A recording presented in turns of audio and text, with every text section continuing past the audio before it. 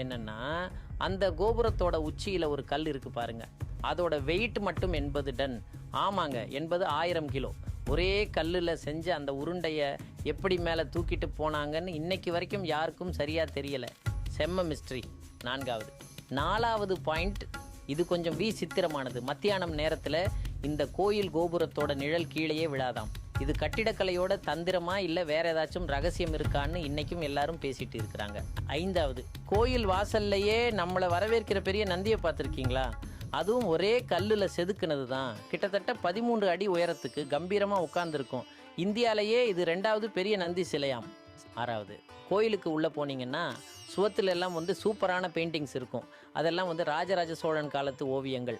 1000 வருஷம் ஆகியும் அந்த பெயிண்டிங்ஸ் இன்னைக்கும் அழியாமல் இருக்கிறது தான் பெரிய ஆச்சரியம்.